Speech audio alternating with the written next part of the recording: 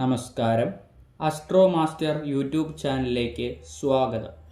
ഇന്ന് പറയാൻ പോകുന്നത് ഏഴര ശനിയെക്കുറിച്ചാണ്.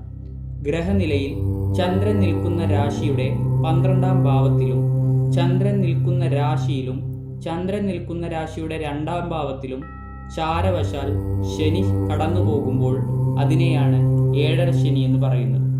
ശനി ഒരു രാശിയിൽ 2.5 വർഷം നിൽക്കുന്നു. ഇങ്ങനെ 3 രാശിയിലൂടെ കടന്നു പോകുമ്പോൾ 7.5 വർഷം എടുക്കുന്നു.